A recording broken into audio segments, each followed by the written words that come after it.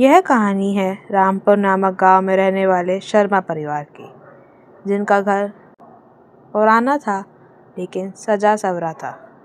घर की मालकिन थी सासू माँ शारदा देवी, जिनका पूरा जीवन अनुशासन, परंपरा और घर ऐसे ही चलता है वाले उसूलों में बीता था। उनके लिए बहू का मतलब था सुबह सबसे पहले उठना, रसोई संभालना, सास की हर बात बिना सवाल किए पूरी करना।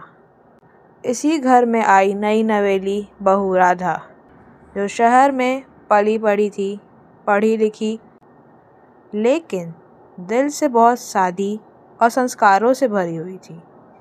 पहले दिन से ही राधा ने मन में ठान लिया था कि वह इस घर को अपना घर बनाएगी, चाहे कितनी भी मुश्किलें क्यों ना आए।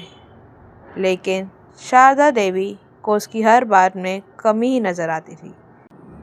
कभी रोटी ज़रा मोटी हो जाती, कभी नमक ज़्यादा, तो कभी बहू का मुस्कुराकर बात करना भी उन्हें ज़्यादा आज़ादी लगती थी। दिन बीतते गए और टकरारें बढ़ती गईं।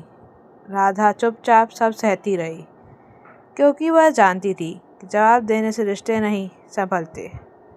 एक दिन शारदा देवी बीमार पड़ गई। घर में सब घबरा गए, लेकिन राधा ने बिना एक पल सोचे दिन रात उनकी सेवा की। दवा, खाना, पैरों की मालिश, रात को जागकर हाल पूछना। उसी रात शारदा देवी की नींद खुली और उन्होंने देखा कि राधा जमीन पर बैठी ऊँघ रही है। फिर भी जरा सी आवाज़ पर उठकर बोली, माँ आपको कुछ चाहिए?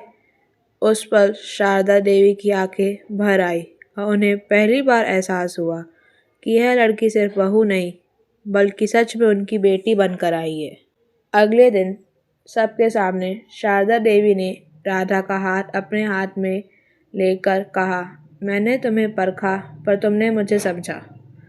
उस दिन के बाद घर का माहौल बदल गया। अब सास बहू को सिखाने लगी और बहू सास से सीखने लगी। जहाँ पहले ताने थे वहाँ अब सलाह थी, जहाँ खामोशी थी वहाँ अब हंसी थी। राधा ने जाना कि सास का कड़वापन उनके डर से पैदा हुआ था, डर कि कहीं घर बिखर न जाए। और शारदा देवी ने जाना कि प्यार से निभाया गया रिश्ता जिद से चलाए घर से कहीं ज़्यादा मजबूत होता है।